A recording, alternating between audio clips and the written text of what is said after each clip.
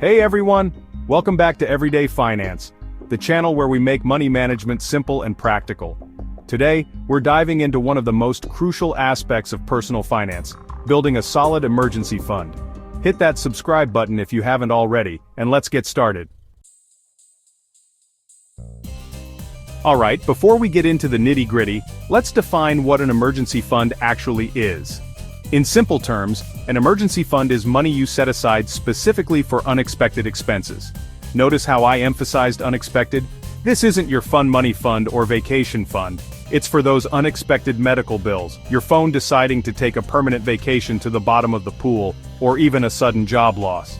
Life throws curveballs, and this fund is your trusty baseball glove, ready to catch them. Emergencies don't care about your budget. That's why having this financial cushion is so important. It's about having peace of mind, knowing that when life throws those inevitable curveballs, you'll be ready to knock them out of the park.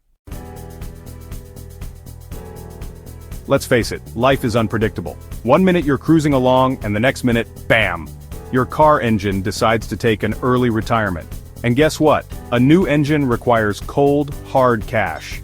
This is where your emergency fund swoops in to save the day. Credit cards can seem like a quick fix, but they often come with high interest rates. An emergency fund gives you options and prevents you from spiraling into debt.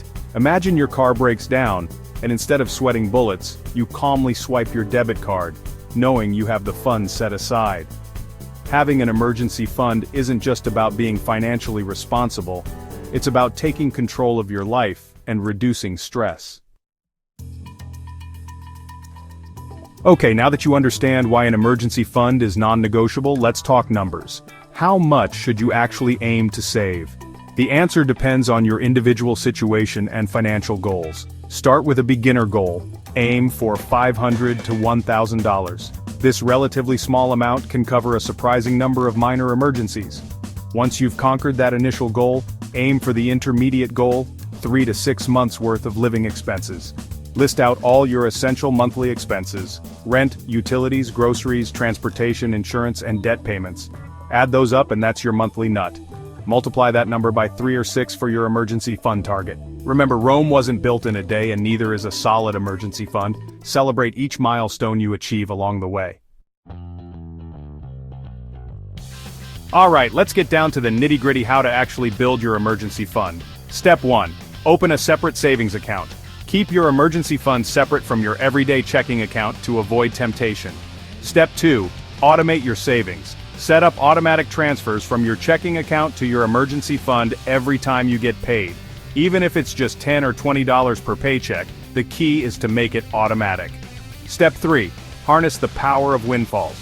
Did you get a tax refund or a bonus at work? Put a chunk of that money straight into your emergency fund. Step 4. Trim the fat in your budget. Look at your monthly spending habits. Are there areas where you can cut back without drastically impacting your lifestyle? Redirect that money towards your emergency fund. Step 5. Treat your emergency fund like a bill. Make your emergency fund contribution a non-negotiable expense. Now, having an emergency fund doesn't mean you should be living in a constant state of paranoia. It's there to provide a safety net, not to control your every financial move. Establish some ground rules for when it's appropriate to dip into this financial reserve.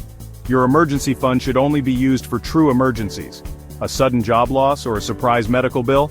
Definitely an emergency. Your favorite influencer's flash sale? Not an emergency.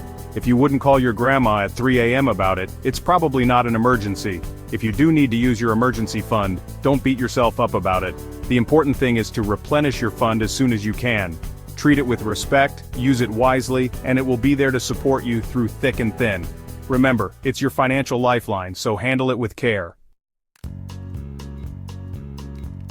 Building an emergency fund isn't about becoming the next Warren Buffett. It's about taking control of your finances. Remember, every little bit counts. Even if you can only spare $5 a week, that adds up to over $250 a year. Start small, stay consistent, and you'll be amazed at how quickly your emergency fund will grow. Set realistic goals for yourself. Don't get discouraged if you can't build a 6-month emergency fund overnight. Visualize your goals and imagine the feeling of security and confidence that comes with having a fully funded emergency fund. Every milestone you reach, take the time to acknowledge your accomplishment. Building an emergency fund isn't about depriving yourself. It's about empowering yourself. It's about taking control of your finances, reducing stress, and living life on your own terms. And there you have it. Everything you need to know to build a solid emergency fund and take control of your financial future.